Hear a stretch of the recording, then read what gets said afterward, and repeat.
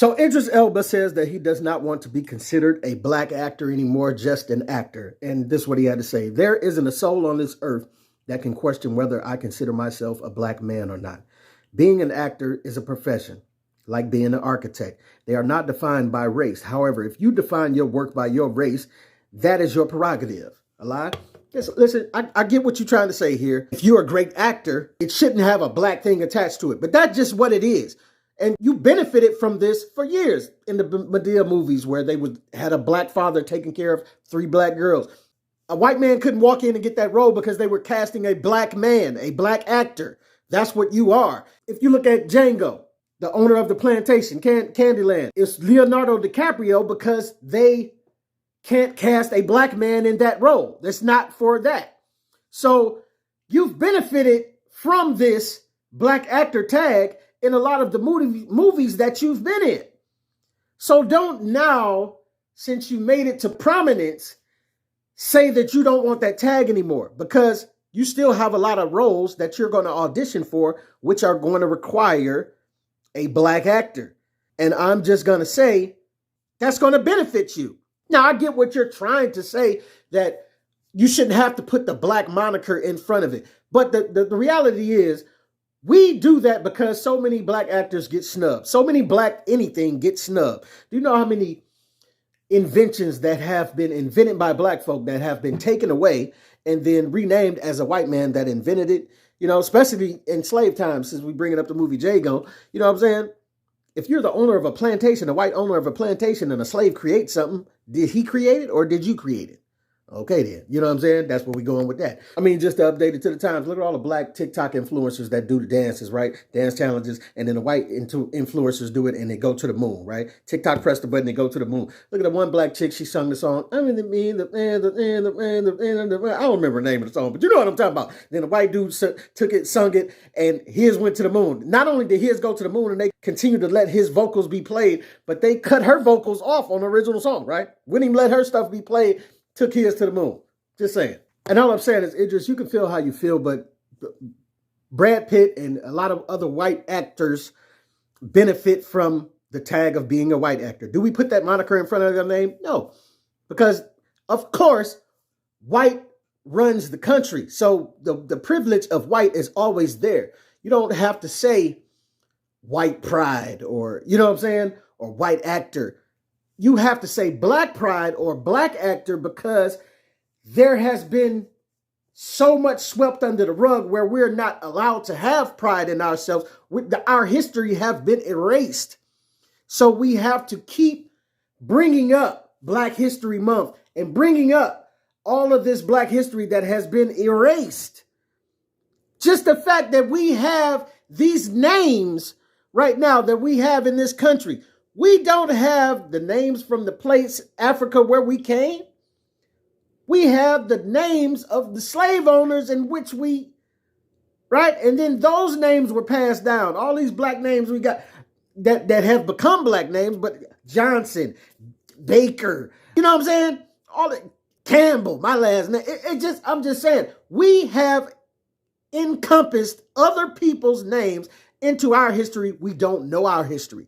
That's why we have to have black pride, because so much of our history has been erased that we're searching for it. So when we find little beautiful nuggets of, oh, you didn't know that this guy did this. Oh, you didn't know that that guy did that. No, we didn't know because they didn't teach it. They never taught it. They only taught what they wanted through the lens of white privilege. They only taught what they felt comfortable with us knowing. And why would you feel comfortable with us knowing our true origin? You understand what I'm saying? They swept Jesus's true origin under the rug. They paint Jesus as a white, blue-eyed, blonde-haired man. But it clearly states in the Bible that his hair was like wool and his feet were of bronze. You know what I'm saying? So they changed the history to the point where we have to dig it up. So Idris, ride with me down hypothetical highway for a minute. Let's say hackers got into the system, shut the whole electricity down. No electricity. We don't know when we're going to get it back. And we remember all these great movies that we watched, all the classic movies and all the things that we saw. We want to rewrite it again. We want to retell the stories. But let's say when they retell these stories, they reimagine you as a white man with blue eyes and blonde hair. Would you be okay with that?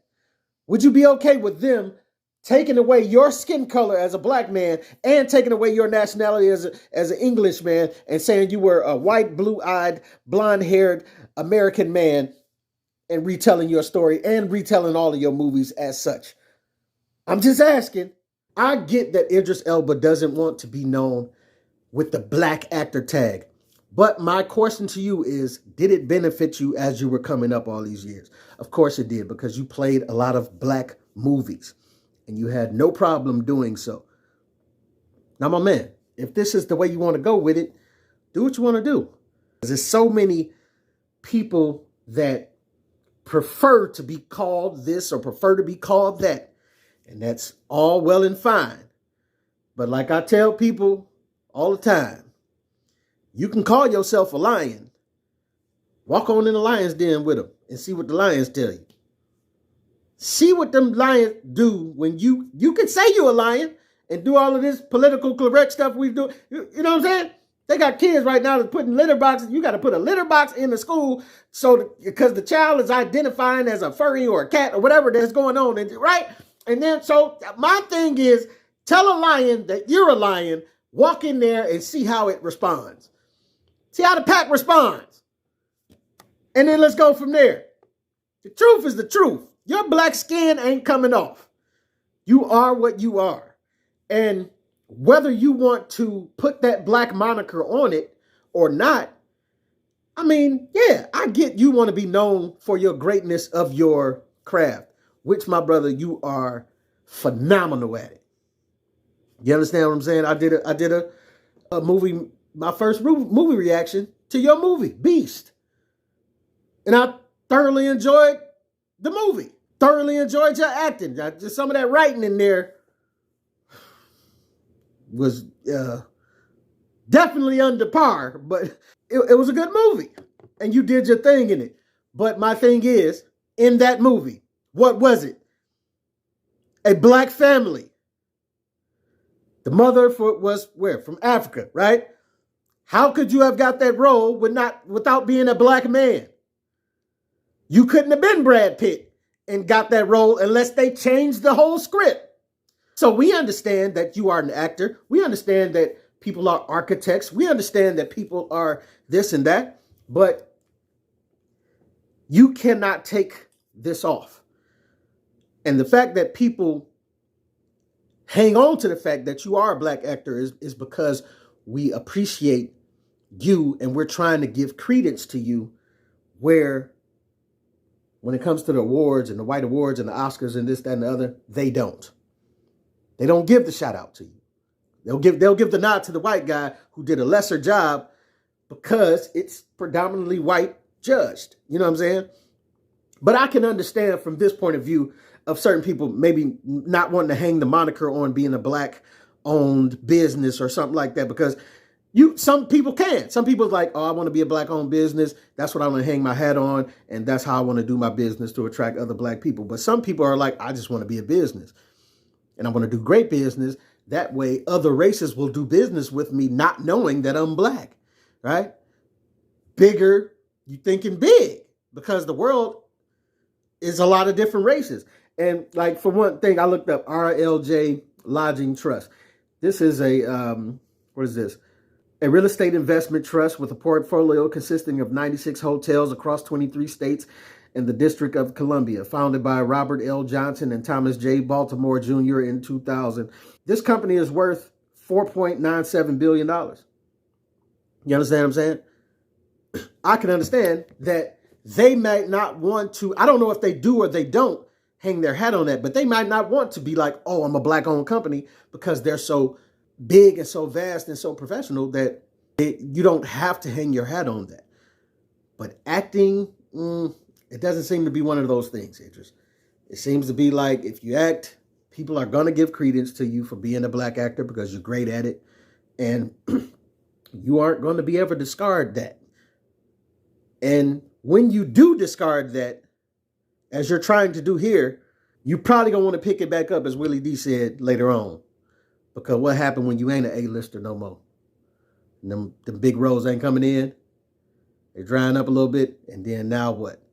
Now you're probably going to go back to the black movies that you started with. I'm just saying. This is your boy P. Camp. Tell me what you think, what you don't think. Get at your boy.